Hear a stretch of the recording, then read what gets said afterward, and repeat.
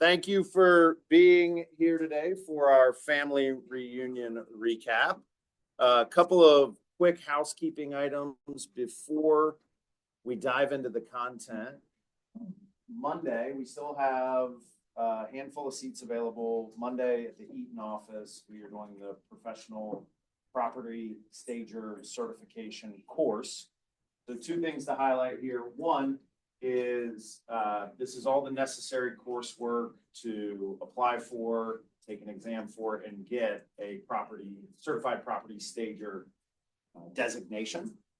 So when you think about, hey, what do I have or do that's going to differentiate me from the other 14,999 realtors in the market, this is a great way to demonstrate specifically to sellers that you're capable of helping them put their home in a position to sell for maximum price.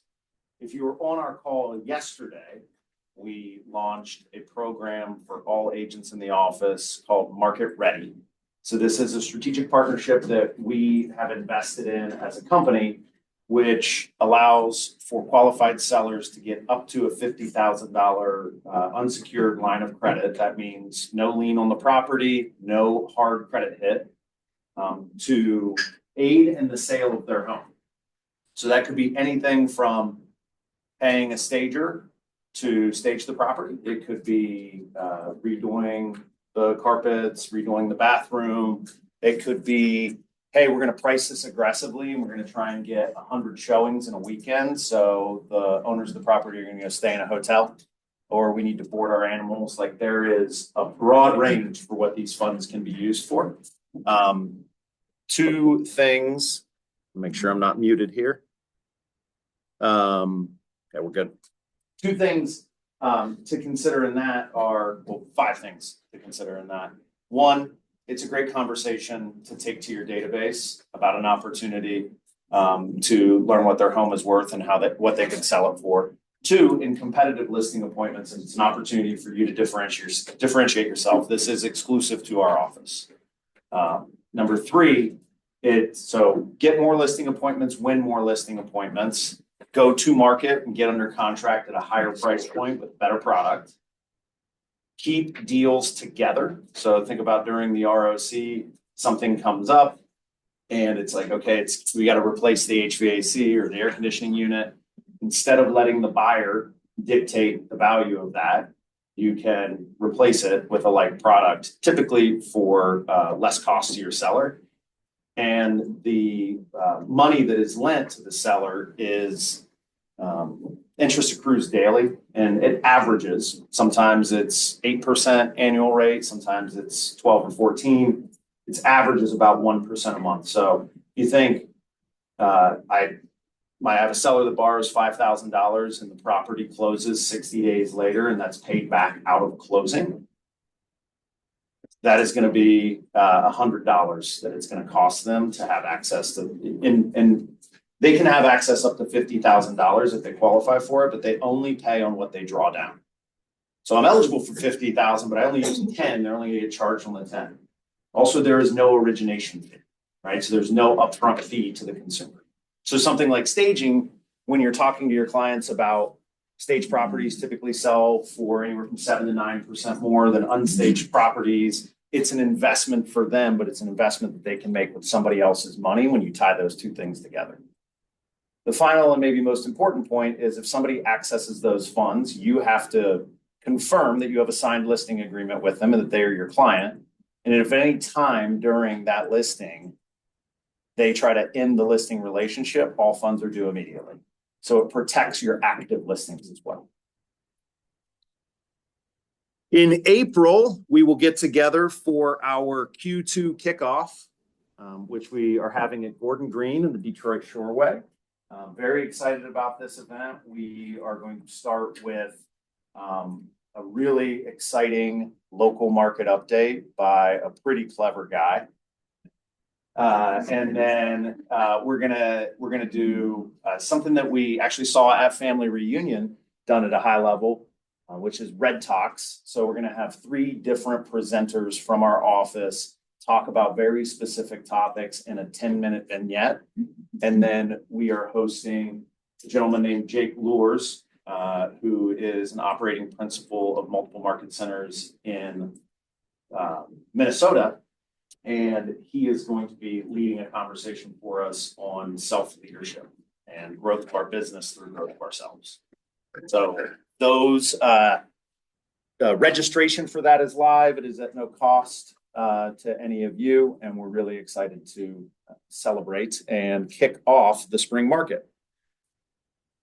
What's that? It's not live yet? It says Q2 kickoff is closed. Oh. Yeah, I bet you it'll be live in 5 minutes. Or less. And then, yes, we are in the Lakewood office. Yes, we have enjoyed being in this beautiful new space for a little over a year now, 18 months. And so we're, like we did when we opened this office, we are doing a soft opening in March and a grand opening in May for all of our agents. So please mark your calendars for that. It'll be a fun excuse to get your passport stamped and cross the river and see the new space at Eaton. It should be live now. I'm gonna go back to this slide in case anybody wants to hit the QR code on it.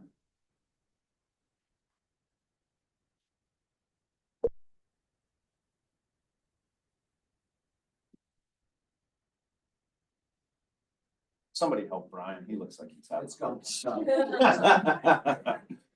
All right. And then our second annual Easter egg hunt taking place in the Lakewood office will get underway in just a couple weeks. Thanks for that. Yeah, that's great. It's when you invest in your marketing capability as a company, you never expect that you're going to be able to leverage it in such powerful ways like this. For everybody in the room, take a look around the perimeter and please wave to and say hello to our incredible sponsors for today's event. Please go spend some time with them as we wrap up today. We as a company, hopefully as you've seen through our call yesterday with Market Ready, we have another product that's being announced this afternoon, a partnership with Arcadia Advisors. What's that? Oh, I announced it yesterday. I'm posting it on Facebook this afternoon. So there will be a call on that Friday at 10 a.m. Very powerful tool for calling into your database and working with current and future buyers. But we're very intentional as a company about who we do business with, and it is not just bringing incredible snacks, although that is a huge plus for whoever brought the cooler full of espressos in the back. Thank you, Pillar Post.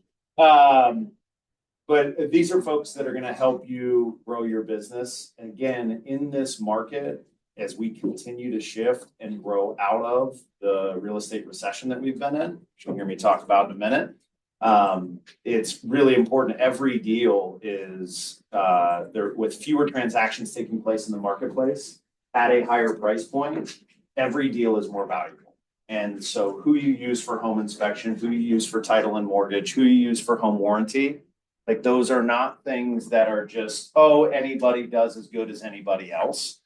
And the people that we bring into the room to support your business, we do so very intentionally. And so I would encourage you to spend some time with them and make sure that you're leveraging them as a part of your business, as a partner. And thank you very much for breakfast. There it was. We even had a slide for it. We just knew you were going to bring the heat today. So Family Reunion is an annual convention for Keller Williams where anywhere from 10 to 15,000 realtors from around the world will descend on a city, mastermind together, educate, get motivated, network. And one of the highlights of that entire experience is the vision speech from Gary Keller, where he and the KW research team take all of the aggregated data for the prior year and walk through what is actually happening in our industry. And I'm going to replicate that for you today with a little more facial hair than Gary. And I think a little bit more context for our local market. So all this data comes with a disclaimer. So use it however you like. Just know that it is provided on an as-is basis. So we're going to go over the numbers that drive the U.S. real estate market, and then we're going to deep dive into some larger global economic factors. All right, this is the same slide every year. It is home sales since 1990. I'm going to highlight two specific sections for you. But first, a question: who's having like a year that's maybe like off to a little bit of a tougher start than they expected? Yeah. Pretty much the entire realtor population is in that experience. And it's not uncommon, and it's not going to persist. The last time we saw a more than 20% drop in unit sales was in 2000, from 2007 to 2008. We went from 5 million to 4.1 million. What happened in, let's move this little guy so you can see the dates. What happened from 22 to 23? 5 million to 4.1 million. What did we do in 8, 9, and 10, and 11? What's that? Kind of hovered around that bottom, right? 4.1, 4.2, 4.1, 4.3. Where have we been for the last 3 years? What happened from 2012 forward? Yeah, we had the best 10 years in real estate we've ever had as an industry. Now, am I going to stand at the front of the room and tell you that that's going to happen? No, but I'm going to tell you that it can happen for you and your business, right? As we go to this next slide, these are seasonally adjusted annualized numbers. That's a mouthful. That's a big word for Elmo. What we're doing with this slide is we're saying based on the sales only in this month and that month's historical contribution, what would the annualized number project to? So in January and in February, I don't have updated slides, but I can tell you, in February, we projected to below 4 million homes sold for the year for the country. We saw it in this market. We saw it in damn near every market in the United States. So this says, hey, you're probably going to sell 4.3 million homes this year. This says you're on pace currently to sell 3.9. So let's call it 400,000 unit gap across the country, 10% swing. I believe, and the data reflects, purchase application data going through all the mortgage companies, the expectations around the global economy or the United States economy, which I'll talk more in depth in a minute. All of those things point to, yeah, you're actually going to sell 4.3 million homes this year. You might even sell 4.5, depending on how tough things get for everyone else, right? The real estate industry leads into recession and then leads out of it. So we're the first to experience it, which is what we've been going through for the last 36 months as a recession in our industry. The only caveat to that was 2007, 8, and 9, where this industry was the cause of the recession, right? Not really our industry, more Don's. So right now, sales are suppressed and muted. The data would tell you that it has been 10 years, not since 2016, 2015 into 2016, did we have snow on the ground from November to February. And you guys all experienced it objectively or subjectively. When the sun came out in Cleveland, you had people that were super stoked to go see a house. So those opportunities are coming. What we do today, tomorrow, and the next day is going to make our second and third quarter, which is where the bulk of the transactions for this year will be. So when you think about your business and you think about what's coming or maybe what hasn't been, You haven't lost it. It's just been delayed. The challenge for you will be in the periods where you historically have done 2 or 3 deals or 3 or 4 deals, you will now have the opportunity to have 6 or 7 under contract.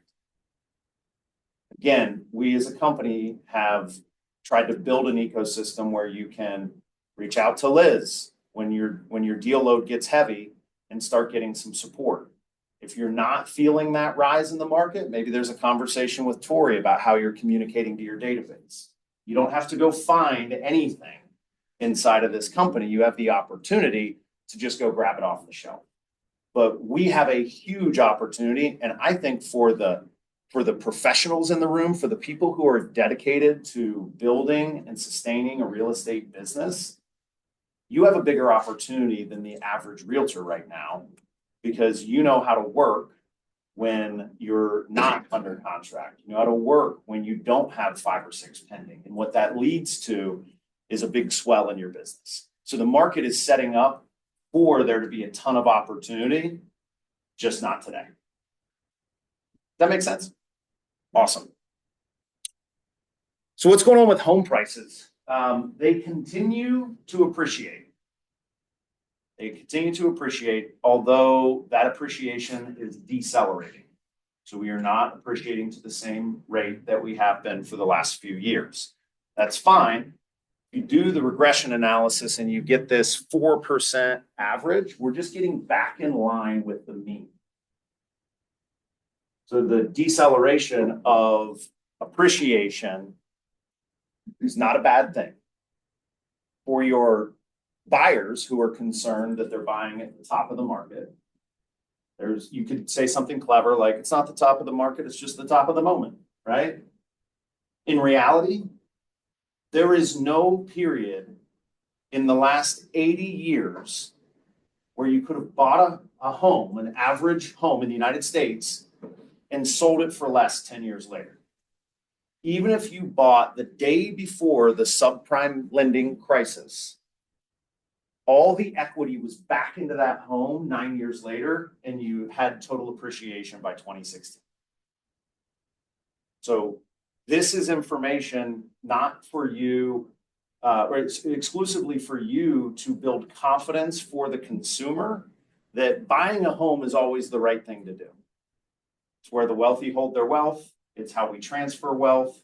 And it's an opportunity that, from an affordability standpoint, is coming back in line. We're getting home values are not appreciating as quickly. Interest rates continue to fall. They will continue to fall throughout this year. So there's going to be a lot of people who 18 months ago couldn't fathom the idea of the principal, interest, taxes, and insurance. But now, just by what's taking place in the environment around them, are going to be in a position to potentially buy. Again, more opportunity for us. This is a breakdown of how you see that appreciation happening in chunks. Builds, it drops, it builds, it drops, it builds. And we've just been building for a while. I don't think, because of the amount of equity that exists in homes, like we're not going to see the dramatic depreciation that we did from that middle section. What is that, 6 to 11? But I think you're going to get back to, you're going to be in the low single digits or flat or plus or minus 1%. Remember, this is aggregating home values based on 4 million transactions last year. And so there is what will happen in this local market. Like we've outstripped from an appreciation standpoint. We are slowing down like the main market is, but I don't expect that we're going to be sitting around talking about how home prices dropped 5% this year. Same data represented differently. You guys will get all of these slides afterwards as well. This is also for those of you who are like, I don't know what to talk about in a buyer presentation.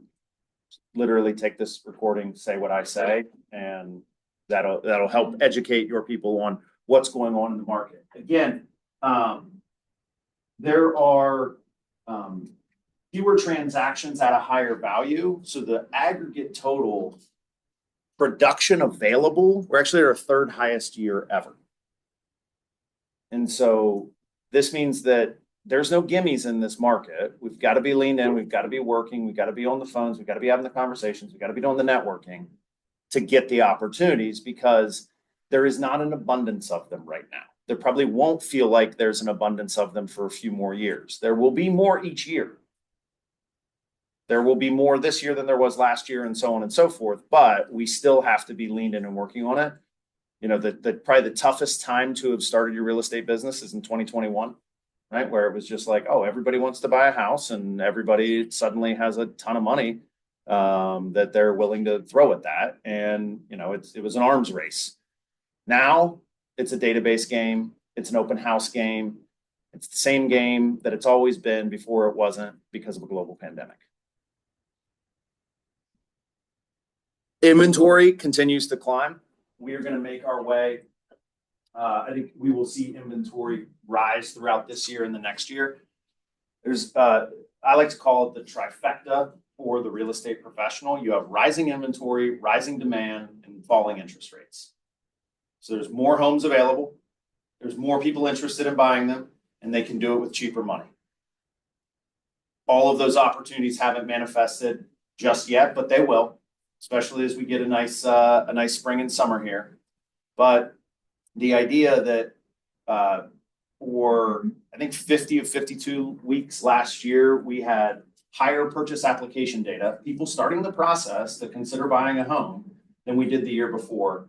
Every week for 50 of 52 weeks. And I think there was like a 16-week stretch where it was double-digit growth. This year has started off with the same ratios. There's only been 1 week against last year. The purchase application data hasn't been up. So demand is up. Inventory is up. There's going to be some things far from our control that's going to drive inventory up again. So we're going to have a market that you can play in, and that there's going to be more opportunities. You see mortgage rates nearly back in line with their they're below the long-term average and nearly back in line with the 30-year average.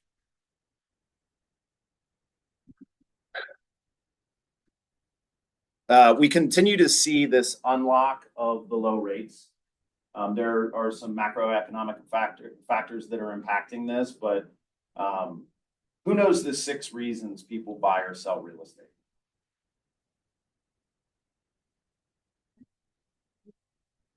Birth, death, marriage, divorce, promotion, and demotion, right? So when life events happen, real estate events follow. And while the sub 4% interest rates are still there for 50% of the people who have an interest rate, life events, like, it rains on the just and unjust alike, right? So like, those life events are happening. And if you're assuming somebody, you know, bought a house in 2020 or refinanced it in 21, and that takes them off of the market, we've got to deepen that relationship and make sure, because when they have a need, they'll raise their hand, right? And they'll either call you or they'll click a link to somebody else's database. So these numbers have shifted and continue to shift every single day. There's somebody with a 2.5% or 2.75 that is putting their house on the market. Like, it happens. And the people who have the higher rates are the ones that most likely just bought. So how likely are you to buy a house the year after you buy a house? Not very likely. So the actual propensity for a buy has nothing to do with their interest rate. It's just another conversation for you to navigate. So affordability went from all-time lows to nearly all-time highs. And again, rising inventory, rising demand, falling interest rates, affordability is coming back into line with historical averages. So that's the market, that's the data updated through 2024. Now let's talk about the economy around it and how it's going to impact those numbers going forward. GDP is in line with where we want it to be. We want to have between 2 and 3%, maybe up to 4% GDP. GDP is quite simply how much money we spend as consumers. We want the economy to grow. We don't want it to grow too fast, right? When it spikes, it usually falls. And so we want to keep that. You think about monetary policy, you think about policy around the labor market and those things, like, all of that is some big brain in a room in Utah trying to figure out with 12 other Fed governors, how do we keep inflation between 2 and 3% and GDP between 2 and 3%, ideally a little bit higher. So everything from that standpoint feels good. Unemployment. Jobs numbers come out on the first Friday of every month. They came out last month. We're up to 4.4% in unemployment. So I think I have another slide for that. Yep. So what happens with unemployment is what happens with everything else forever. It goes up, then it comes down, then it goes back up again. And so we're now in the period of it coming back up again. Now, what were the reasons people buy or sell real estate? Birth, death, marriage, divorce, promotion, and demotion. And this is, again, this is how we lead into and out of recessions, is because as unemployment rises, as you see the jobs numbers weakening, there are going to be people who can no longer afford to stay in their home, regardless of what their interest rate is.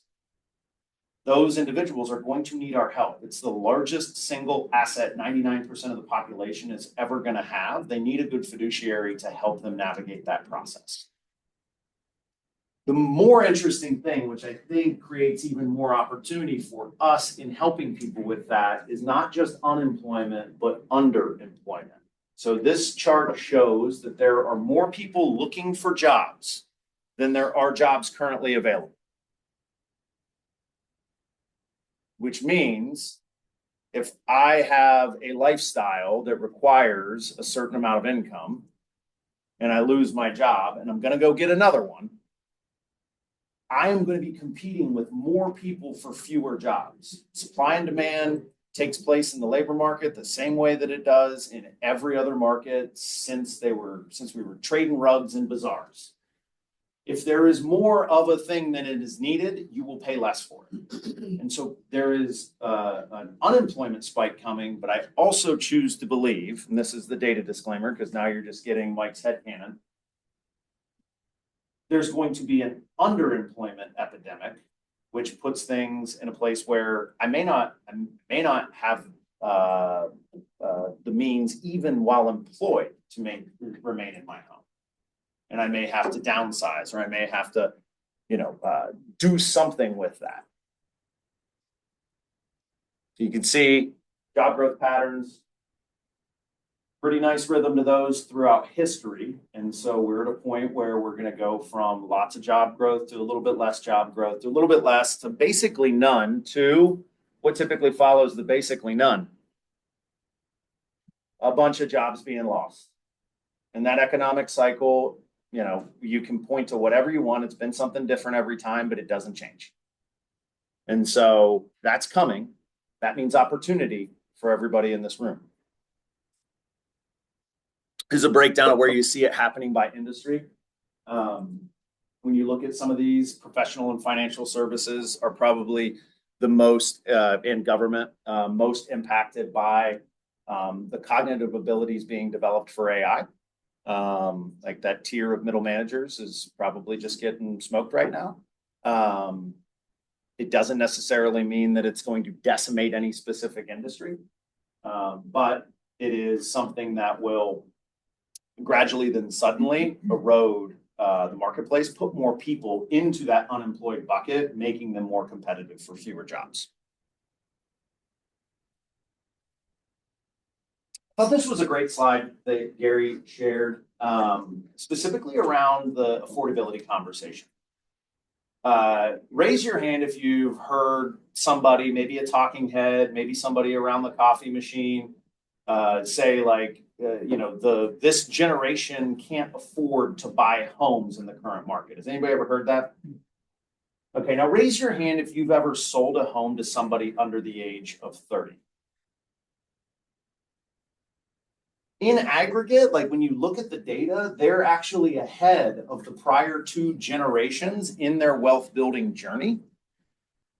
And the backdrop of affordability probably mutes that ever so slightly, but it is not that different. It's not so dramatically different versus prior generations that we should be parroting that.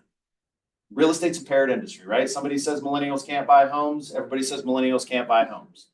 right? That's why, we as a company, both locally and nationally, are picky about who we put in the front of the room, because sometimes that information, albeit coming from a good spot, is just not true in aggregate. And it's going to be, if 50 millennials, they're going to have 50 different stories. And yes, if 50 boomers, most of them have been in a home for a long time. And so they have a different equity position. But where they are on their wealth journey at 30 years old is actually ahead of where they are, or where the two preceding generations were. So again, this is, as the market comes back, we got to think with a shotgun, not a sniper rifle. Like, there is no limits to the people who can or would need to buy, sell, or invest in real estate. It's not millennials. It's not 2% interest rates. Like, they are all in play. Inflation, really interesting stuff on inflation. Every agent at KW now has access to Gemini Pro through their G Suite through KW, and Notebook LM. So Notebook LM is a deep research language model, and you can upload it with a bunch of information. You can have it crawl the web for a bunch of information. So last night, as I'm like, it's like a kid before the first day of school. Like, I was so excited about today. I started doing some research on this inflation number, because they've been pointing it towards you've seen this chart for the last 5 years. It's like, yeah, we're going to get to 2% this year. Like, every year is like, yes, there's going to be a dramatic shift. We're going to get to 2%. That's the target, right? And the Fed even came out and said, if it's 3%, we're happy with that. The interesting thing, and I think I moved the slide forward. Nope. Okay. If you think about that home value slide that I showed you earlier, the deceleration of appreciation for housing in the United States, if you back shelter costs out of the inflation number, we've been under 2% for the last 2 years. And the total number is coming down because home values are not inflating at the same rate that they were. So when you see an inflation number, right, you got to think how much of that, and it's damn near a third at some points of that inflation number, is the housing number.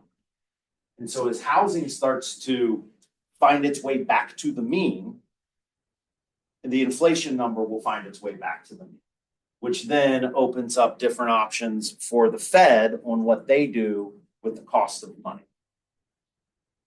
So again, all positive indicators for the year ahead. Any questions about that? See mortgage rates. This is mortgage rates versus the 10-year Treasury yield. Or no, it's mortgage rates versus the federal funds rate. Next slide. Fed monetary policy has, just so we're all clear, so you guys can be the experts for your consumers, the federal funds rate is not the mortgage rate. And so when the Fed cuts rates, they're just changing the cost to loan itself money overnight, or with cost for banks to loan each other money overnight. That's the federal funds rate. So when it's low, there's more money. When it's high, there's less money moving. It does influence and have an impact on the 30-year fixed rate, but not as big an impact as the 10-year Treasury yield. So if you want to know where mortgage rates are going, the 10-year Treasury yield and its movement will do a better job of informing that than anything else. There is, in the nerd message boards that I exist on, they refer to it as the spread. The spread between the 30-year fixed rate and the 10-year Treasury yield is an important indicator in how dramatically the movement of the 10-year Treasury yield is going to impact things. So as you can see, in just 2 years ago, we had a spread of almost 3. So the Treasury yield was 4%, interest rates were 7%. And then that has been tightening up, right? The economy has been kind of just cruising along, right? Not a lot of dramatic shifts, not a global pandemic, not a great financial crisis. And so the more things stay the same, the more they get lined up. And so what you've seen over the course of the last 3 years is that spread tighten. And so now when the 10-year Treasury yield moves, it is more likely to have the reciprocal impact on the 30-year fixed rate.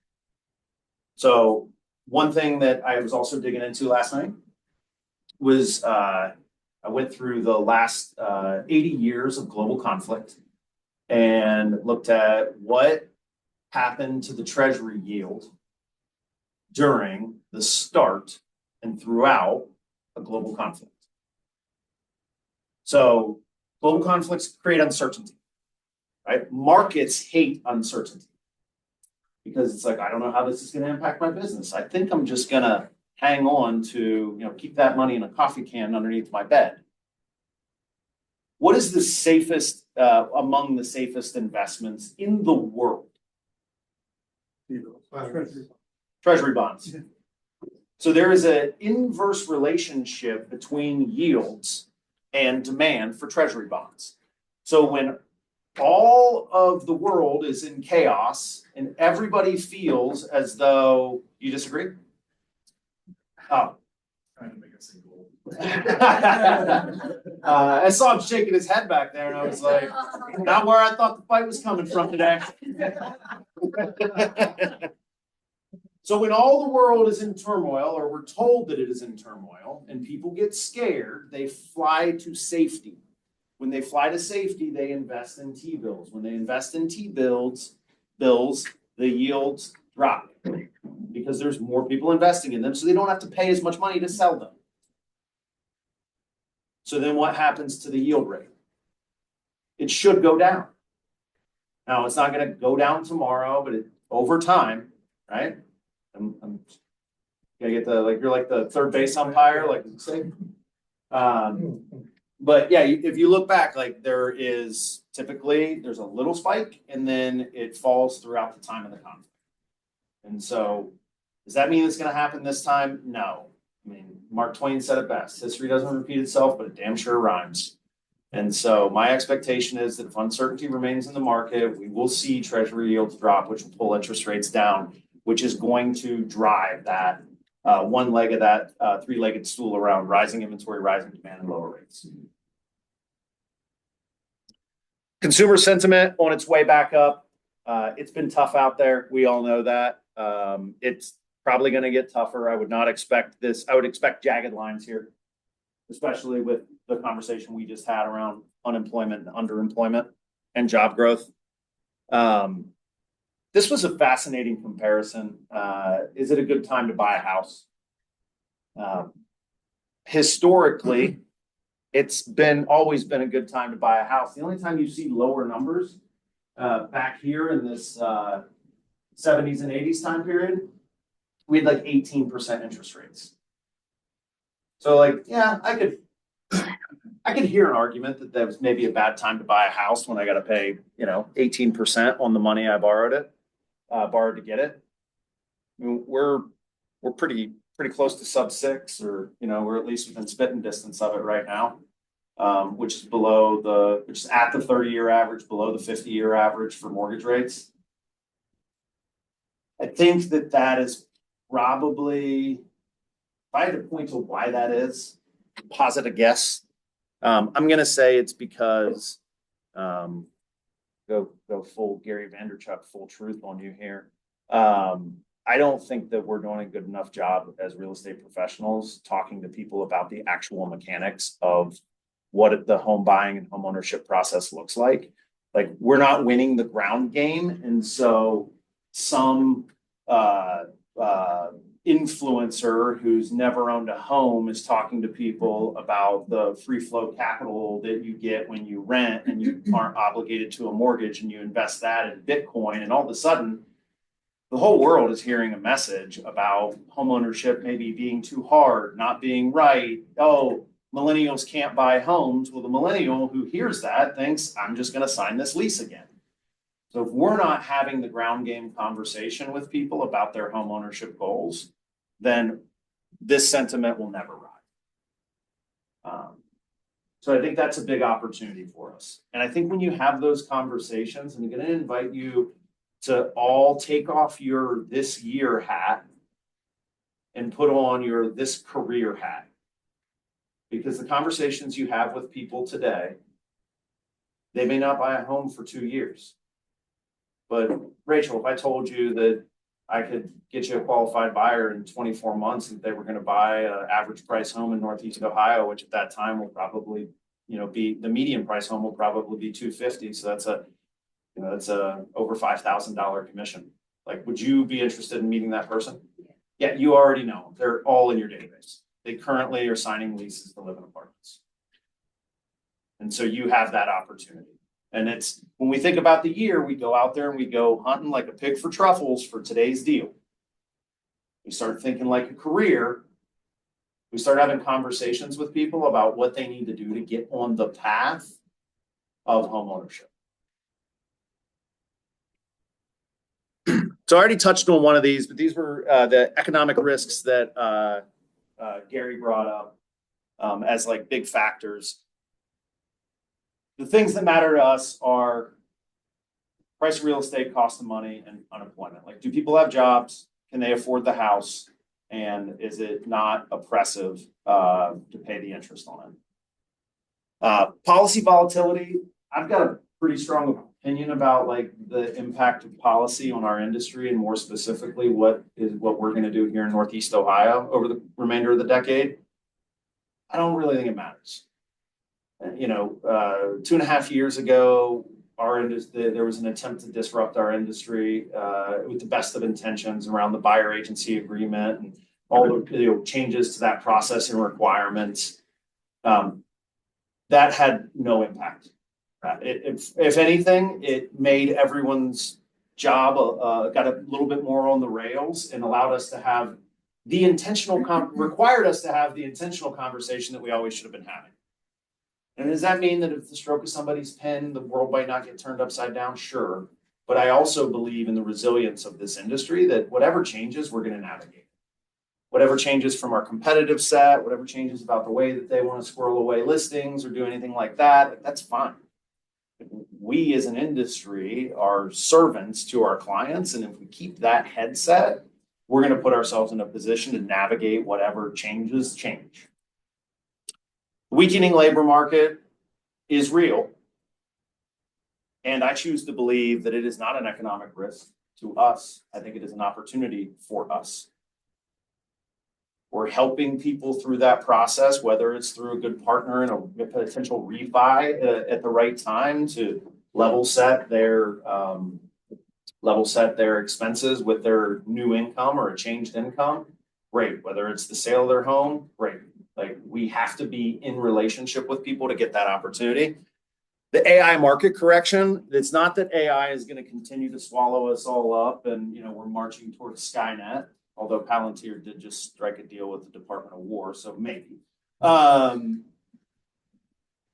The AI the AI market correction is that billions and billions and billions and hundreds of billions of dollars have gone into the funding of AI.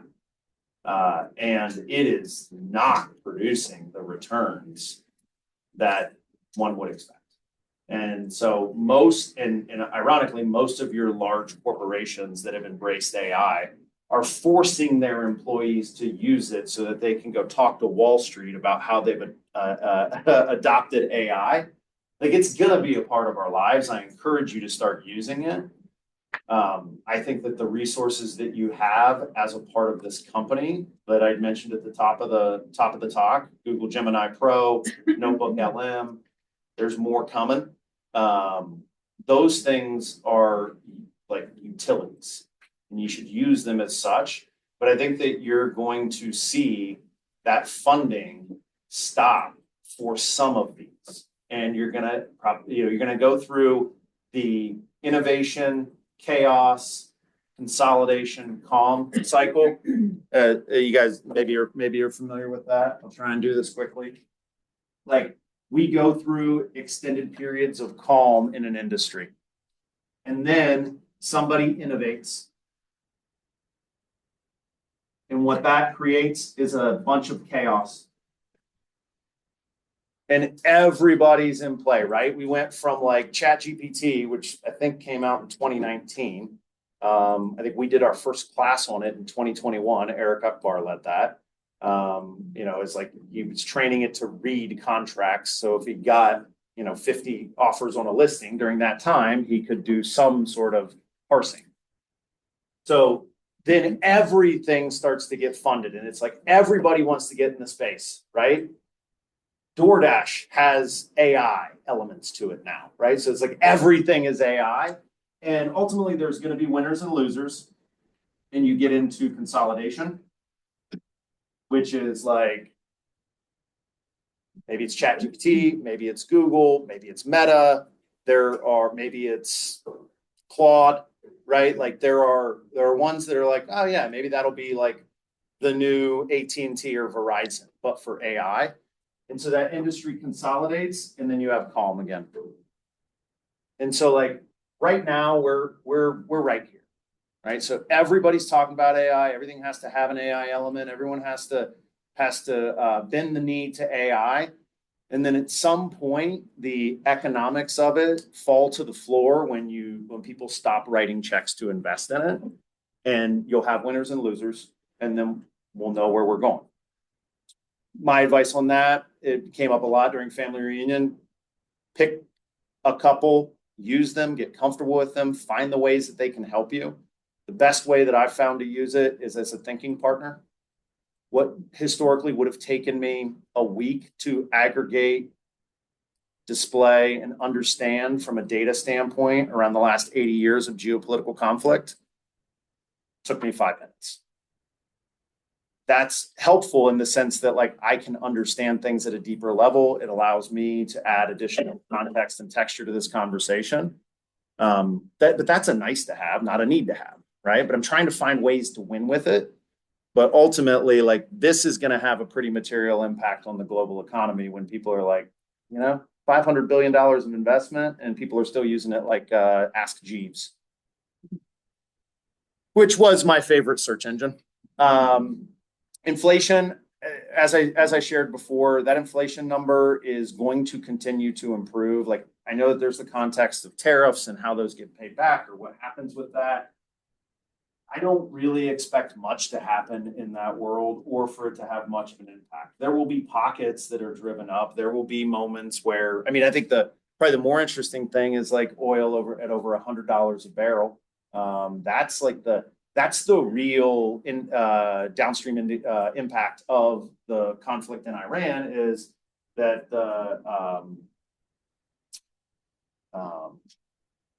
what's the name of the strait there? Like 30% Hormuz, Strait of Hormuz, 30% of the world's global oil supply passes through there.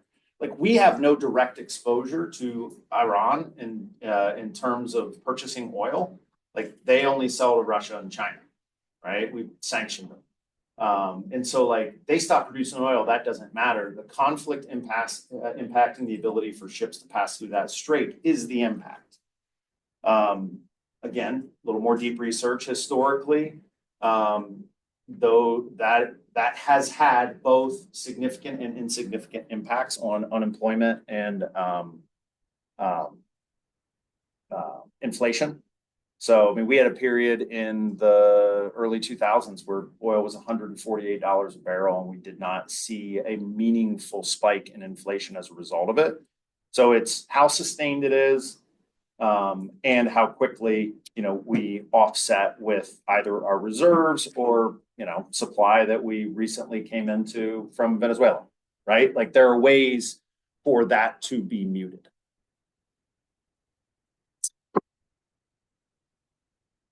I'm gonna fly through this. How are we going on time? Oh, probably right time. So this is going to be, I'll tell you what, I'm going to take this data and we're going to replicate a lot of it for our market here in Northeast Ohio. And that's what's going to be shared at the Q2 kickoff when I do that market update. We're going to take a look at what's happening with sides per agent, what the expectation is. As you can see, fewer homes being sold at a higher price, right? There's a lot of meat on the bone. There's just not as many bones. Listings with price drops. I think we're finally catching up to the consumer and helping them price the home right. I like to say that we're in a tale of two markets. If you price your home right and if you price your home appropriately, it's going to sell within a week. If you don't, you're going to be fighting to sell it in 100 days. That's why the average for our market is between 50 and 60 days. No home sells in 50 or 60 days. It either is priced right and sells, or you got to fight with the client for 3 months to get it priced right. Listings up in every month of last year. I think that we will see spikes in listings, waves of listings as a result of some of those economic factors.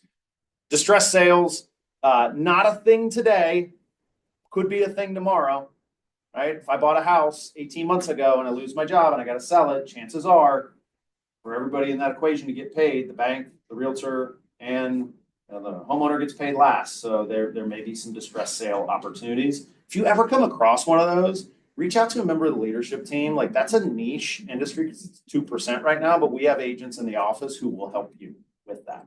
So if you ever come across one and you're like, I don't know what to do, it's okay. 98% of the other realtors on the planet don't know what to do either, but one who does lives here. Many who do. New home starts are floating around the million number that we feel like we need to keep up with the growth in the population. So you need about 1 million home starts. We still haven't come anywhere near to recovering for what we lost the lost decade of new home starts. Some of this is interesting, how this gets contextualized with some of the things that are done around flipping and rehabs and gentrification and how that moves the population. So like it's not super exciting. We're not gonna correct the deficit right now, and we're at least where we need to be to not lose ground. This is the biggest factor impacting that millennial generation is their student loan debt. If you don't know they have it, it's probably an important part of a buyer intake conversation. Home insurance has spiked and is remaining a little higher than we would have liked. There are two hidden costs in owning a home. You remember them from your real estate exam. It's the last two letters in the acronym PITI.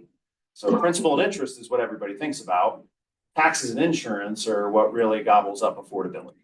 So if anybody has a strategy, Arcadia Advisor does to help you reduce your taxes. So that's one way to help protect your people while they're in their home, because taxes have only moved in one direction since 1960. So don't expect that to change anytime soon. The insurance numbers have spiked and are coming back down towards where we think they should be. But those are going to be important challenges for us.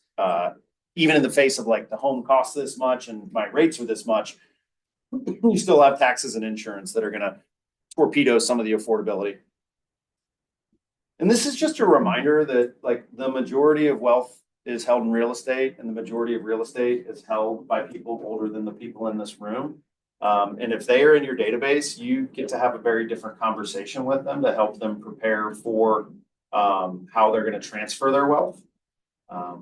Jeremy Oles is a part of the real estate planners community for KW, but they're using Delaware statutory trusts, or instead of gifting all of the cash that you have to your children through trust upon death.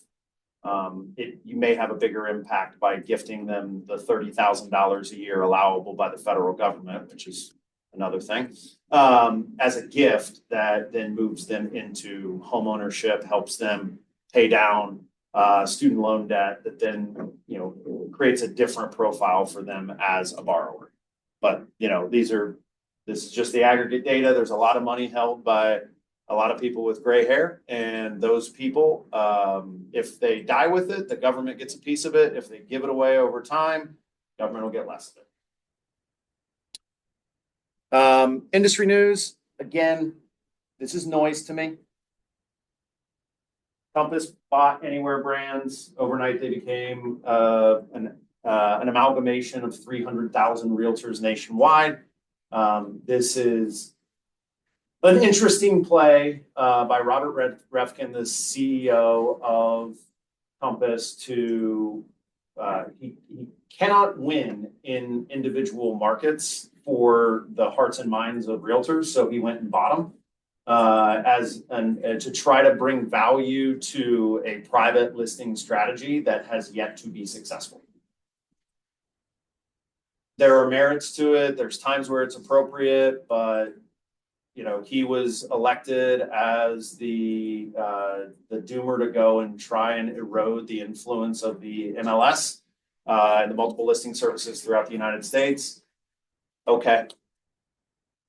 Like, we're just going to stay focused on the best interests of our clients. Like, Compass bought a bunch of companies that exist here in Northeast Ohio. We've been competing with one for 30 years that has squirreled away their listings and kept them off market and manipulated things. And now they want everybody to go to their website to find it.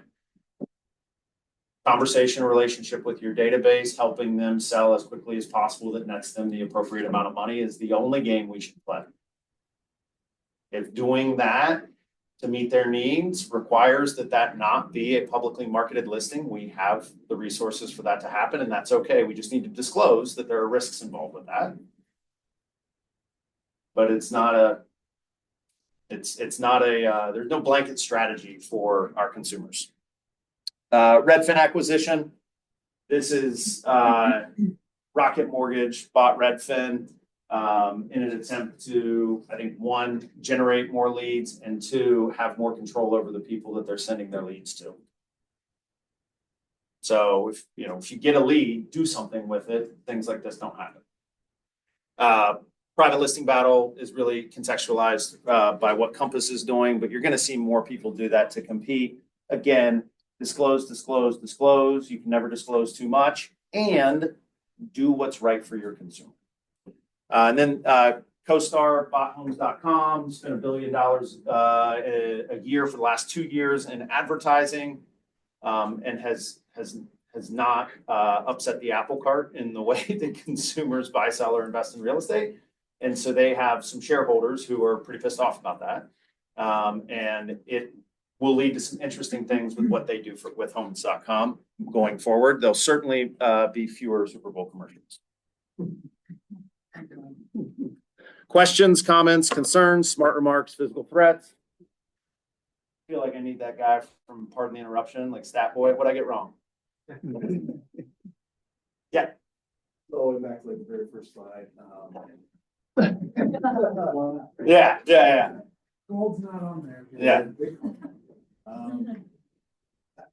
So like we're talking like 08 or 09 to 11. Yep. Now. The one thing that's not keeping us there is like population. So like we're talking about units. A unit is apples to apples, but we probably have like 50 million more people in the population. So I guess that's just the wheels are turning. Is that really apple to apple, or is that need to be adjusted anyway mentally? We are currently at the minimum number of transactions that would have to take place for a population of our size. Like there is no discretionary purchasing taking place. Like it is exclusively birth, death, marriage, divorce, promotion, and demotion, and not all of those are getting a transaction right away every time. Any thoughts on like where we in a non-broken market, like where should we be right now? Probably 5 million, 5.5 million. Like, I think that if you were just going to do it every single day, like clockwork, like there's 90 million homes in the United States, 90 million households. I don't believe that BlackRock or institutional investors are gobbling up the opportunity for first-time home buyers. That's a drop in the bucket for the greater equation. But I think that if you go back to that first slide, like there are big years followed by small years, and it's like in aggregate, we should probably be around 5.5 million. I think that, like, while we have more population, there's been a tremendous increase in the number of assisted living facilities, nursing homes, retirement homes. Like, I think that population has aged. Yeah. 15 years in the last 15 years. And so, I think the number is like there's over 60,000 people turning 65 every day. And so, like, unfortunately, that's where a lot of wealth gets extracted from families, is that I go take all the money that I've saved and I pay $8,000 a month to live in this quasi country club. Which like that's anybody's prerogative. There's no emotion behind that statement, but that exists now where it didn't exist in mass like it does 25 years ago. And so I think that there's probably a million things that it should drive it up, a million things that should drive it down. I think when you tell me that, you know, basically 5% of the population bought or sold last year, that feels low in the context of the average person stays in their home for 10 years. So you would think in a 10-year period, 10% of people should buy or sell in a given year. And that doesn't account for buy and sell. But when it's 5%, that tells me that it's too low. And if it was 10%, I would probably feel like that's too high. Because I think that 10-year number is probably shifted out to 12 or 13 at this point. You think like, you know, the average first-time homeowner is pushed all the way out to like 40 years old right now. So I don't believe that. No. I don't. Is that bad data or is it?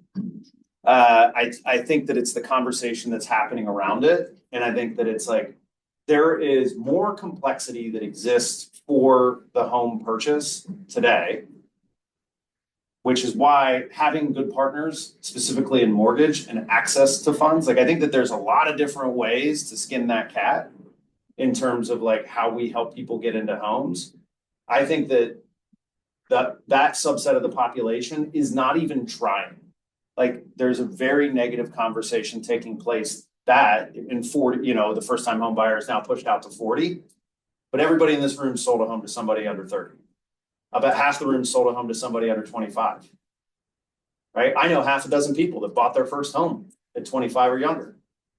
They're our staff, right? So it's like the conversation that's happening around people is what's influencing it. And we've given up the responsibility to say that home ownership is a great thing. And, you know, the Russian bots are all over the chat and comments telling people that, yeah, I mean, like you think about that, the chart that you saw around the number of homes being built, like we are still in a deficit. So guess what's going to be harder to depress the value of when there's not enough of it? Homes. So like when we go back towards that mean, that blue line on the home value appreciation, that's 4%. Right? That's outstripping inflation and GDP. The mean is 4% growth a year. And like they've started printing houses, 3D printing houses in parts of the country. That's not necessarily moving the needle, right? Like I think that the most dangerous thing is the population shift in the next 15 years, because the people who are 15 years older than they were 15 years ago might not be 15 years older 15 years from now, because they might stop aging. And so when you remove that subset of the population, like it will shift supply and demand potentially dramatically, maybe not. I mean, even with all the things that could be pointed to as why it's hard and why it's why you shouldn't do it or whatever, we're still seeing home ownership rates in the 60s. I guess, you know, you're taking a database approach to it, like as we start to recover and we go from 4.1 to 4.5 to sort of going up that curve, do you think that that's ultimately going to come just from all the different sources, kind of like a rising tide lifts all the boats? Or do you think there's a suppressed portion of it, like if you're in production, you want to kind of like target certain. Yeah. So kind of keep in mind, like, hey, this area is probably going to be. I think you've got the right headset. I would probably be directionally correct in whatever answer I would give, and I would certainly believe it. I don't know if I would take it as gospel, but your thought around segmenting your database is like, we need bigger databases and we need to communicate to them more specifically. And so as we grow our databases, we should segment them, right? These people you could do millennials, Gen X, and boomers, because there's 3 different asset conversations with those individuals. You could do it based on, I mean, a great tag, if you knew your database well enough, is what industries do they work in? Because then you could say, here are all the people that I know that work in financial services. I'm probably going to take them to lunch. Just make sure that if they're one of the winners, they're going to upgrade their house. If they're one of the losers, they might need to do something else. Right, so you can take all this data and overlay it against your database. It's just how much good data do we have? And are our databases big enough? Like if you only got 200 people in your database, don't get me wrong, that's a good database. That's potentially 10 transactions this year just off 200 people that you communicate to in a systematic way. But if that's 2,000 and you could have 10 200-person databases that get 10 different messages, that feels more like a shotgun made out of sniper rifles. All right, I'll work on that. There's going to be something there. By Q2 kickoff in April, I'm going to have an analogy for this. And It is good. Great questions, though. Like that's exactly how to be thinking about it. Is like, okay, for everybody in the room, Jason just heard the same presentation you did, and his mind is going to, how do I actually use this information? Like, if you want to feel smarter, there's a million podcasts out there to make you feel smarter. The goal of this is to give you something that you can take and put into action, right? There's a slide that you're going to have in every buyer consultation. There's a slide you're going to have in every listing presentation. There's things that you're going to go and you're going to see the world differently after this and take different action. That's the goal. Thank you. Cool. All right, great. Well, I'm very excited to bring to the stage our panelists that are going to talk about the experience of family reunion, because it's not just all charts and graphs. It's actually a lot of fun. And so allow me to introduce Andrew Ginter, our broker of record, principal broker extraordinaire. He's going to be leading this discussion today, and I will be excited for him to introduce all of our panelists to talk about their family reunion experience. Come on up. Hi. Yeah. What would you say? I'll stand. Well, there's only 4 seats and there's 4 of you all. I think Andrew, you're supposed to stand. Yeah, sorry. Gets the little chair. I would give them the red chair. Okay. It'd be weird It if clashes it with was my, a tower it and everybody else clashes had with a my chair. Here we be.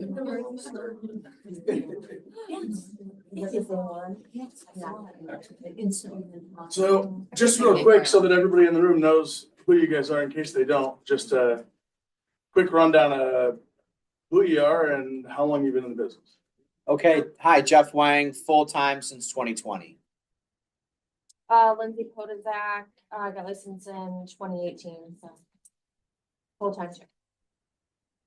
Allison Benoit, licensed in 2014. I'm Chris Burns. I got licensed in 2022, started in 2023. The full slate, Don't mind me. okay. Don't Okay, no mind attention me.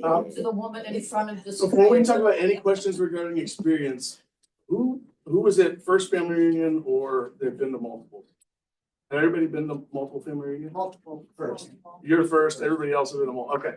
I think I only asked that question because I think you're like Jeff's answers are probably going to be different from the other 3, just because I think there's like a first time factor that's definitely different. Sure. That's all. Yeah.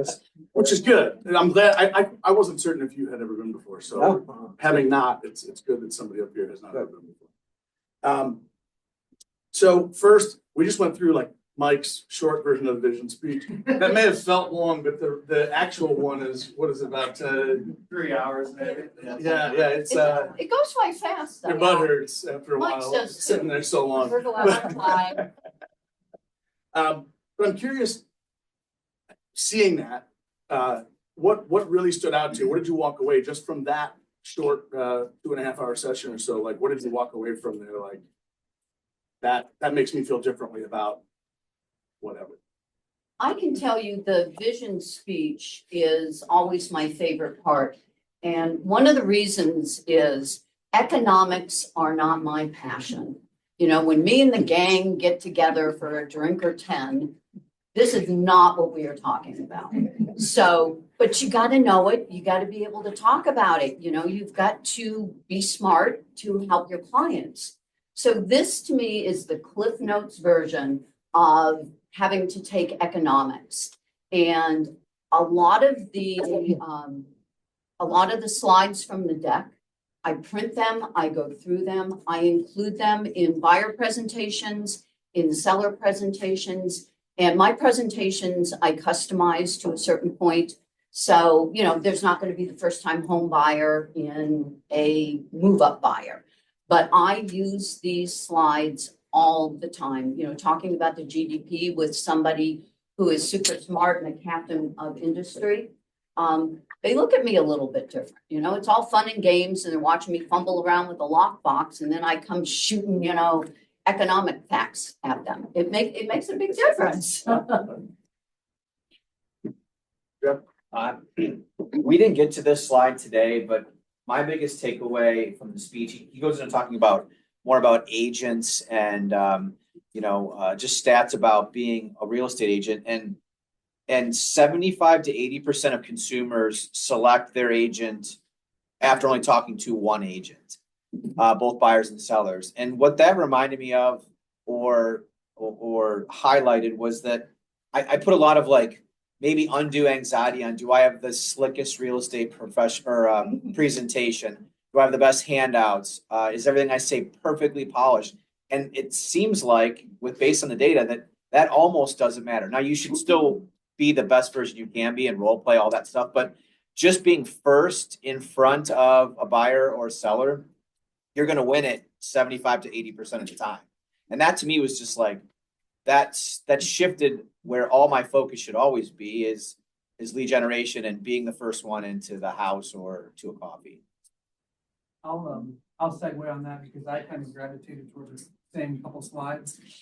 The one that really struck me in a scary way, but also a really positive way, was only 29% of sellers used the same agent that they used to buy their house, and was only 15% of agents who purchase a home use the same agent that they did for a previous transaction. And I thought that was, number one, really scary because that means we don't do a good job of staying in touch with our people, right? Like the whole 36 touch thing is an actual thing. If I sell a home to somebody and they sell that home 5 years later, if they're a seller, there's a 71% chance that they're not going to use me for one reason or another.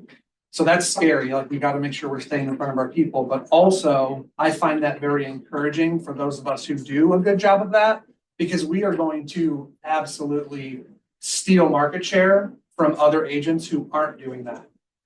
So there's someone in your database, and they're also in another 2 or 3 real estate agents' databases potentially, who's the loudest person in their life, who's more active on social media, who's sending them all the things. That's who's going to win the business. And then to Jeff's point, if they're selling, being the first one in their home. One thing that's interesting about what you're talking about is this like same number has existed forever. It's been within a few percentage points, which is the amount of people who use the agent that they used to buy the house, however many years ago, that use them again. But then also the amount of people who, when asked, say they would use their previous. So the who say they would use, I think, tells us the amount of attrition. And that number is always around 80%. So 20% of the people you know today, next year are going to start dating somebody whose brother's a realtor or whatever. And that person's not going to deal with you in the future, probably. Okay, that's only 20%. So the difference of the fact that only 20% are dealing with you when 80% would, like, that's like the 55 to 60% is the difference. And it's funny, like every year we do this and every year somebody says that. So it's funny, like we talk about it every year and somebody learns the lesson. And I think a lot of people don't, because then one of you that goes to family reunion next year is going to be sitting up here and you're going to say that. Maybe you'll remember that I said you're gonna say it. And I Maybe like, you won't. and like, even though we hear it every single year, how many of us don't have a 36 or 48 or 60 touch plan? Like, it's proven to work. Or It hasn't one-touch really worked. plan. Yeah, yeah. Good. Lindsay? Yeah, so similar to what Allison was talking about, I mean, it is very interesting to, just as Mike went through all the slides, listening to all the economics, all the statistics. And I think, one of the things that stuck out to me is, as we heard, and it continues from year to year, is the appreciation of home prices. In the last, decade plus, we've had appreciation continuously. And I think one of the questions that we always get from clients, I feel like you guys have probably heard this a million times over, is it a good time to buy? Like, we hear that all the time, right? And one of the things that Gary said is it's always a good time to buy the right piece of real estate. If you think it's expensive now, wait a decade and see then. So that was. So I think, I don't remember what year it was, but it was way before 2020 was the family reunion where Gary said like, winter is coming. Like, so we Yes, had I was like there. 8 years or so, right? So it was like 2017 maybe, or 18. So, and I can tell you personally, I've thought to myself, like, this has gotta be the last good year Yeah, for 7 years, 8 years. I don't know. every year. So yeah, but the fact is, it really doesn't matter. I had a conversation, I was talking to an OP from New York about an agent that wanted to expand into his office. So he was calling me about that. And then we just started talking about other things. And he was like in his 70s, I want to say, and had been in commercial real estate and residential real estate for 50 years. And his comment about commercial stuff especially was like, there's all the things that he passed were all of the things that were his biggest mistakes, as opposed to like, I bought this and it almost sunk me. It was always like, I should have bought that, I should have bought that, I should have bought that, right? But it's easy to talk yourself out of it. When it's like, yeah, it's not a good time, not a good time. Talk to me about, well, not me, talk to them about just the overall energy of the thing. Whether it was in the hallways, in the big room, in the little rooms, at dinner, wherever, like, what did you get out of that? And what did it feel like that was positive for your business? Since I was a newbie, there's just an unbelievable energy. First of all, there's so many people and it's in a convention center and you're up and down escalators and trying to find the different rooms. But there's like a palpable buzz of individuals who are wanting to be better. And I think whatever you're in, if you're around people who want to be better, there's just a natural positivity to that. So I really did appreciate that. You kind of wanted the adage of you never want to be the smartest person in the room. Well, I never really had that problem. But it's nice because you're, you hear some big, huge speeches with, 10,000 people in the room, and then you go into these breakout sessions that are, 20 to 100 people, and they're on a specific topic. And I like the idea of going into it. You have to think like, where do I feel like I need the most improvement or progress? And then you can pick the sessions that are associated with whatever you want. And there are, how many are there a time? Maybe 20, 30 different sessions you can pick. So you can really tailor it to what you feel like you need and get out of it. Plus it's also great, like getting to know other agents in this office. Like there was many who I had only had a couple conversations with, and those relationships matter out in this competitive environment that we still have in real estate. So calling on your friends who might have a listing, that's invaluable to your clients. So the more agents you're also in great relationship with is huge. Yeah. Like me and Allison put a deal together because we were a family unit. Together. Yep. Oh, Yeah. really? Yeah, I'm like, oh God, look at this text I just got. You That's said, amazing. "Honey," yeah, literally. That's amazing. I mean, I think for me, which I know this is something I think we're gonna talk about, but similar to what he said, just being in the room, I mean, with thousands and thousands and thousands of people, the energy there, just everyone has the same mindset and, this somewhat of the same reason of being there is we all wanna grow, right? We all wanna like help our clients at a more impactful level and build our businesses and everything. And just to feel that like energy and motivation. And this year was definitely different in that we kicked off an entire day with just these speakers that were phenomenal, just all about, it was all about social media. Excuse me, which usually day one is, Gary's vision speech, and just to listen to that day one and just to get like everyone's like energy and vibe and to hear from these speakers and just, it's, what time did we start? Like 7:45 in the morning. And I mean, there's like You'd just be there running at out 7. on stage. Like, I mean, she might as well have been doing cartwheels. She had so much energy. Like, and it definitely just, it gets you going, like, and just drives you, motivates you for you to come home with it too. I have been saying the same thing since 2015. Anytime anybody brings up Gary Keller, I say the same thing. There is an energy shift when that man walks on stage. It just is, somebody should try to measure it. It is just, it's like nothing. I've seen one other speaker like that. It's just different. He adds something to it. The other speakers were great. There were, I think I heard 13,000 people at family reunion, and it's worth it. And it's not that expensive. So I tracked my expenses. I still have to eat and drink no matter where I am. So I did not factor that in. I bought an early bird special. So I think it was $8.99 or $8.99 it was. I got a flight for $188. Again, I got it early. That included me picking a seat and bringing a carry-on. So it wasn't $8.99 advertised. That was out the door. My hotel, I ended up sharing a hotel room with somebody this year, which was really fun. It would have been $728, but it ended up costing me $634 because we split. $1,500. I was under $1,500 to have that amazing experience. So take a little money out of every single deal that you do, put it in an education fund, and make sure you go next year. Yes, sir. You did a deal with Andrew while you were there, so, I mean, you're net positive. Oh, yeah, because, it was a big money deal too. No, well, it was a Big decent. for me. I don't know. Yeah. It will be. I wanna double click on what Allison just said.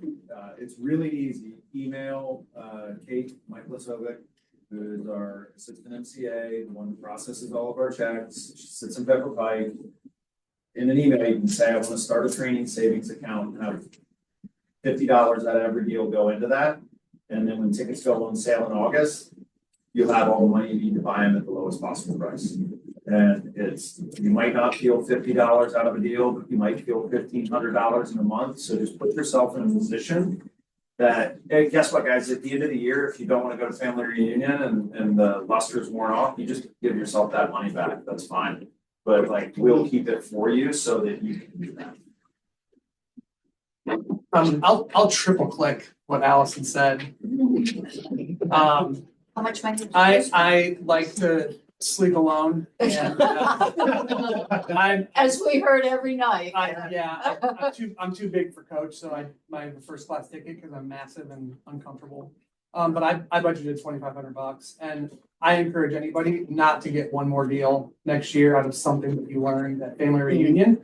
The return on investment for me is going to be 10x what I spent to go. So, but I think my word that came out of family reunion was urgency. A lot of the AI thought partner stuff, some of the stuff we heard from Donald Miller, the keynote speeches, like I just have this massive sense of urgency now. Because there's going to be like agent attrition as the market continues, right? Like there's going to be less of us, and it's up to nobody but us who's going to last in the industry. And I think that the big lesson I learned was, we all know what we need to do. It was just a huge kick in the butt to do the things that we say that we're going to do, and we promise ourselves that we're going to do. So, and just to be around so many other like-minded agents who are, in that same vein of, okay, like we're going to get back and we're just going to absolutely dominate, kick ass, and take market share. Like that alone is going to get us more deals because we were there. So Tell me now specifically, we talked about all the speakers, all the breakouts, it's all been mentioned. What was like the speaker or the breakout that like was fairly earth shattering for you and what did you bring home from that moment? Donald Miller, sorry. Go. No, so I encourage everybody to read Donald Miller's book. I can't think of it. It's actually the free one that they gave away, Story Brand. So 30-second elevator pitch for Donald Miller in that book is that like we concern ourselves so much as agents with being the hero for our clients. How we present buyers consultations to them and listing presentations, how we present our sales on social media, like all the things, like we cannot be the hero in the story. Because if you really look at the American hero in a story or like a storybook hero, it's often the hero who is lost, weak, misguided, unfortunate, and they have to go through frustration. But for every Luke Skywalker, there's a Yoda. For every for every whoever the Hobbit was, there's a Gandalf the Grey, right? Like they're like Katniss Everdeen had Haymitch Abergath, right? Like we are not the hero. The client is the hero of the story. We are just there as the educated advisor and guide. And I think when we start looking at ourselves more in an attitude of the service that we provide and the level at which we provide it, like our businesses are going to change from how we talk to clients, how we communicate with other agents, how we present ourselves on social media, how our personal brands evolve as not the hero, but as the guide. So to me, that was just absolutely mind blowing for me. Like, I was hanging a lot, like right on every word Donald Miller was saying. Yeah. And I didn't expect that because I didn't even know who he was. It wasn't Gary Vee. It was The piece of that connected with me most was like the story part was interesting, but the kids love aquariums part, where it's Yes. basically like, Yeah. hey, like you don't have to make what you do complicated or difficult. Like present what you do as easily as possible to people, because the more complicated it is, the quicker they just like shut off and walk away. Yeah.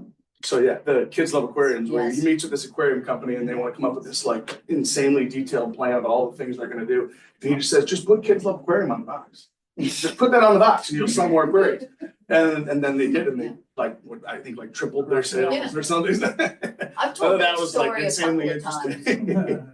Yeah. But I went to Luxury Presence Negotiating Mastery. And it was 4 or 5 luxury agents, and our luxury is not their luxury. Like their luxury is like boom. And a lot of it, one of the ladies was from Argentina, and watching her talk about, give a presentation in English on how she mastered negotiation, just in and of itself was a beautiful thing to see. But the kind of reoccurring theme was constant communication. They shouldn't ever have to wonder. You should always be communicating with them. They shouldn't be like, oh, I wonder what happened with that showing. You should be telling them. And the second thing was silence during a conversation. And you can't use silence effectively in a text message. You have to talk to people to sell. And it was, every one of them had a very different way of saying it, but they all said it the same way. You got to talk and you got to learn to be quiet when you need to, even if it's just so your mind can think of something or to silence the knee-jerk reaction, just shush. For me, I think she was the first, right? Giselle was the first social media speaker we had day one. Giselle Ugardi, I believe was her name. So a couple of points that stood out to me. So she's very big on, obviously, she's part of the social media and talking about just how we can positively, obviously, continue to use that to impact our business. And because it is a main focus for my business and where I get a lot of my leads. Obviously, this was a big piece for me, but she said 2 types of people post on social media. So there's the one person that only posts for likes and for validation. Then there's the other person that posts for growth and contribution. And that's where we want to come from, is for growth and contribution. She said, don't chase after likes. Turbulence always happens. As long as you're growing, you are going to be in turbulence. So that was something that definitely stuck with me. And then she went through a whole acronym of human, and I'll just touch on this. So it's HUM and HUMAN. And so she talked about So the H for human is heartbeat. So who's on the other side of the equation? So who are you trying to talk to and speak to when you're posting on social media and when you're putting yourself out there? Understanding. So like, what does that mean? What is the message that you're trying to send to them? You know, make sure that they understand what you're trying to say. Again, the M for meaning. So what does that mean for you? What is that going to mean for them? What energy do you need to bring to add value to the person on the other side of that message? And then 8 answers. So again, just needing to see your face. So I think what we've all been talking about, just putting yourself in front of the client, you know, having them hear your voice, having them, you know, listen to you, you know, not just through a text message, and not just through a post, but, you know, we've all talked about like putting your face out there, making yourself, you know, an actual person and a human that they are connecting with on the other side of that message. And then the N, I think we all, we didn't know what the N was, but it was a great, regardless, it was a great, thing that she spoke to, so. And none of us Googled it either. We probably could have. Yeah. Still haven't. Yeah, I mean, so much of that was based on like having a clear understanding about who you're going after, which was kind of the same thing as Donald Miller. In Yeah. the sense of like being really clear with yourself about like, what kinds of things do I want to put out there to attract the kinds of things I want to attract, as opposed to what you said at the beginning, which is just putting things out there to just like toot your own horn. Mhm. As like, oh, look, I'm Yeah. a busy realtor. Like, Yeah, I Well, think Donald Miller called it a selfish post. Yeah. Now I go through selfish. Yeah, well, and I mean, targeting your audience, you know, who do you want to be on that other side? You know, I think especially too, when I probably first started, when you kind of post out there, you think, well, I want to try to reach as many people as possible. You know, I want to have as many clients as possible. I want to, you know, I'll help anyone out there that wants me to help them. But also there was a lot of what we talked about was targeting, you know, who do you want your client to be? Who do you want the audience to be? Who do you want your message to reach to? Good stuff. My takeaways from a lot of the breakout sessions, my focus was trying to find some sort of like automation, sphere, kind of maximizing your sphere. And some of the panelists had some really good points. All big agents, and they said it wasn't so much the number of contacts, it was actually who you are in deep relationship with. This big agent in LA, he says between 150 and 200 people in his database, and that's all he needs. Because his philosophy is to, quote, get belly to belly with every single person. So he's finding that he'd rather be in a deep relationship, see these 150 to 200 people 2 or 3 times a year, like coffee, lunch. Sometimes he can maximize it by doing little small events with a larger number, but that really resonated with me, because that's really one of the things I think I love the most about what we do is like that strategy. To me, I'd rather be with less people, but like really deep with them. I'm not a great social media person. I'm trying to be better in that. Thank you, Tori, back there taking video of me. but she was really upset that you didn't take any pictures at the happy hour. Chris took all my Yeah, pictures. I think I give her more content about you. Yeah. It's just not me. So one of the things that this one person said that kind of gets me around that is to be the most interested in social media, not necessarily the most interesting. So commenting, liking on other people's posts and being engagement with them in that way is maybe something that I can do. Another great tidbit was like filtering every interaction with, quote, what's next. So whether that's in a transaction or even prospecting, thinking like, okay, what's next with this person? Like, do I need to send this? But just working everything through that lens so that you are always ready to go for whatever the next thing is. I wrote, don't be dumb. You can't set and forget it in prospecting. That was another thing. I'm always thinking like, yes, I want automation. And yes, you can automate a lot of things, but you can't just set and forget your prospecting. It's like an action sport is what I wrote down. Like you know the stuff that you're getting from other businesses and other people that are just set it and forget it stuff. Yeah. Yes. Right. Yeah. And those aren't things that you even open or look at or interact with in any way. No, Why would No. it be any different from you to them? Exactly. And then so I think about that, like what what's most important, what gets the most bang for the buck, and that's being in front of someone or talking to them. Actually talking. Things you know, but like it's just a good reminder every time. Tell me did you guys hear or see any, whether it be in a conversation with an individual or in the big room or in a panel, in a breakout of some kind, was there anything that like challenged the way that you've been thinking or operating that's causing you to question, I always did something this way and I'm gonna rethink that? The last, you guys can find him. The last breakout speaker, his name is Brandon Bortic, Bortic. He's all over social media, but his philosophy is this, and this is kind of more the cold market. This isn't so much your sphere, but he's advertising more so the service versus himself. So it's not like, hey, let Jeff sell your house. It's more, Westlake's most exclusive listing package kind of a thing. So he's looking at it as the actions more so than the people. And he's like, think about all the things that you buy. A lot of times it's the service or the bells and whistles. It's not so much the brand. And so I thought that was really interesting. I haven't done that yet, but all of his Facebook ads and the things that he does is more like giving them some sort of wow factor with how your service is different. I thought that was interesting. I think for me, which I kind of spoke to this a little bit already, just challenging myself to market myself a little differently, like targeting my audience, what is the message and who am I trying to get it to? And taking maybe something that who I am and using that specifically into maybe like the audience that I'm trying to target. So for example, like I'm, a single mom with a young, little boy at home and obviously single working mom, that sort of thing. Like how am I using that then to target to an audience out there that obviously I might be able to, help and guide and through this whole process that can obviously be a very big one for them.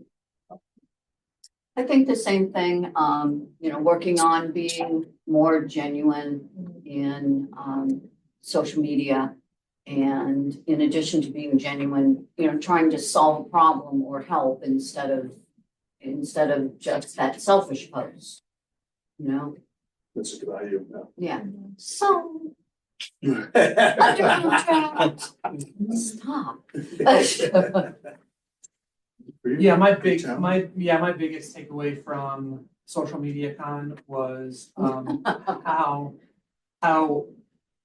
clients are now and more so in the future will be using their AI platform to find agents, right? So like they go to ChatGPT and they say, who's the best real estate agent in Lakewood, Ohio, who I should use?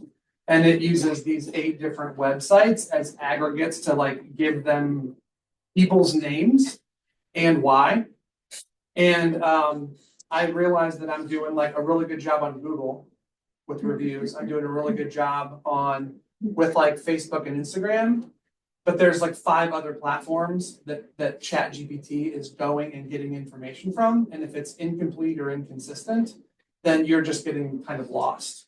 And it was, I can find the list for you, but it's like Zillow, your Zillow page, your Zillow agent page, your realtor.com agent page, your homes.com agent page, agentfinder.com, and there's one other one that I can't remember. And so like I just kind of like I did it when I came home from family reunion. It was the first thing on my list because I'm like, if I just lock myself in my office and take 3 hours to finish all these pages, I'm gonna be able to tell pretty quickly. I got an email this morning actually from homes.com. And it says, over the last week, your agent profile has received 1.5 million views, 51 favorites, and 22 shares. I Was just that like mustache or beard? that was that changed? that's and like I've now like I will say that I've never gotten an email from homes.com because my profile was incomplete, but that just strikes me as a lot of activity. Mm-hmm. I'll take 1.5 million views on anything. Like I've never had anything Right. get like so. I don't know that I'm not here to say that there's like proof in that, but for my homes.com profile, it was grossly incomplete to get 22 shares, meaning people are sharing it with other people. Like, I found that very encouraging. That email came through during my speech, so I shared it, so. So last thing, if anything specifically motivated you for this year, I'd love to hear it. As far as like going to family reunion this year versus last year or the year before or next year for that matter. And then secondly, like, what did you do if you did, spending any time before you went thinking about what I want to make sure I go and try to get out of this, so that for people whose next year will be their first year, they can hopefully replicate some of that if you feel like it worked well for you. Can I answer?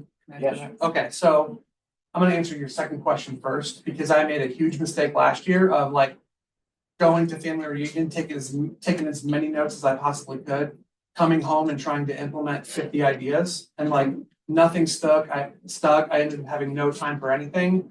So this year I was really intentional about being really selective with the workshops that I wanted to attend. So I would recommend being real intentional around the workshops that you want to attend. And even when you attend all those workshops, just picking 2 or 3 things that you can commit to yourself to executing at a very high level by the end of the year.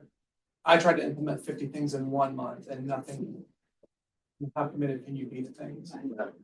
Also, like full transparency, I was still a team leader when my hotel and my plane ticket were purchased.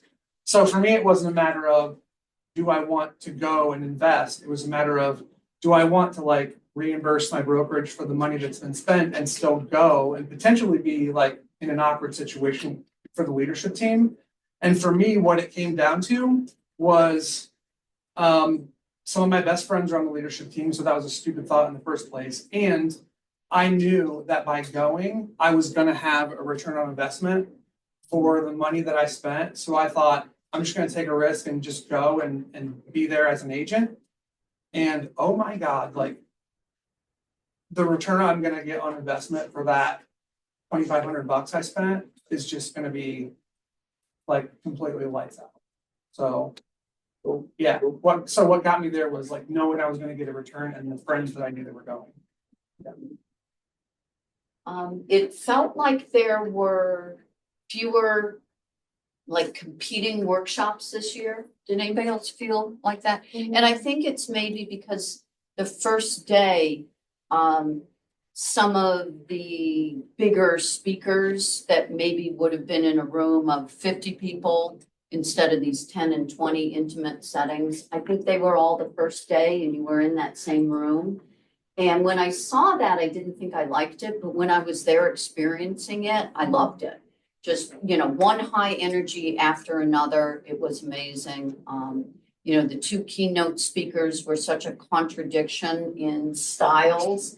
One's telling you not to be a wham crybaby, and the others embrace your differences, and all. And it was really cool.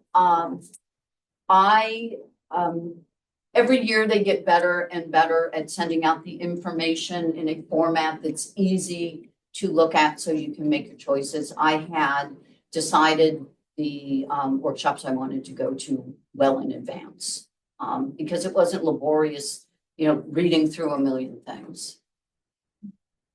For me, I mean, this was actually my 3rd year in a row going. So I went a couple years in Vegas and then this one. And so obviously I just had this mindset of, to your point of, what is going to be different this year versus the other years. And I think one of the biggest attractions was the change in the cadence of, knowing that there's going to be a full day focus on social media and that we were going to, previous years I had gone to Allison's point, the breakout sessions that were centered around social media and different things. But to know that an entire day and focus was going to be spent on that was definitely a big draw for me. Obviously to Chris's point that I always feel that I have the return on investment from going, whether it's, what the information that I bring home, which also similar to what he said, I feel like other years I've focused on like, okay, I want to learn as much as possible to get out of me being here and spending money to be here. I feel like I should get, pages and pages and all this stuff to bring home and all these things to implement. And same thing, it's like I was spinning these wheels of not then implementing to the best of my ability the things that I'm learning there once I come home. So going and knowing that I want to get a few major tidbits out of this is what I want to focus on for the remainder of the year to drive my business. And so I had definitely different mindset going, which I think then helped with, you know, picking my breakouts and also listening to the keynote speakers and that sort of thing. So. I just felt like I hadn't really invested in my business really hardly ever as far as outside education, you know, outside of the things that we have here. But I thought it would be good to get a bigger view of what it is nationally that we do as a company. And my focus going in was lead generation, sphere, and database. Because I think that's an area that I lack and could be better. So it sounds like all of you had thought about it ahead of time, like, Oh, yeah. this is the stuff, this is what I hope I can get out of it, like, you know, pictures, breakouts and things like that. Yeah. So, I would even recommend, like, if you wanna go next year, like, meet with somebody who has had multiple family reunion experiences and just ask us what's the best way to like attack this thing. Cause with last year being my first year, it would have been nice if somebody would have sat down and said, hey, like, you're gonna take 50 ideas and you're gonna want to do it all at once. Just hone in on the 3 things that you can have the biggest impact on, you know, they're gonna have the biggest impact on your business and just focus on those. So. Also, Andrew, coming out of this trip, I also signed up for coaching, KW Maps coaching. I heard the news. Nice. Yeah. So that's, yeah, so they have, it's just phenomenal training you get through Keller Williams. And the best part is they're really familiar intimately with, you know, the models and systems that Keller Williams is known for. So invested in that part of my business too. And you get a free ticket to family reunion and mega camp if you are in coaching too. So next There you go, year, that's like. so I'm back next year. That's like 4 or 5 grand worth of expenses, Yeah, it's paid for by your, yeah. by your coaching costs. Yeah, Is that where it is Megan- next year? Mega camps. Family Where family reunions, Houston, Houston? Oh, same as mega camp? I'm pretty No, sure. family mega reunions- camps in San San Antonio. Antonio. Where is it? Austin is under renovation for The- a number of years, Yeah. so it's in Yeah, San Antonio so it's for, in I San think, 3 Antonio. years or something. San Antonio in summer. Yeah, it's perfect. It is nice. You It jump is in the river. nice. Yeah. So, It is nice. okay, thank you guys for doing this, Thank you. thank you guys for all coming, we appreciate it. Sponsors around the room, thank you guys for coming through. You're all ripped up. Thanks. Yep.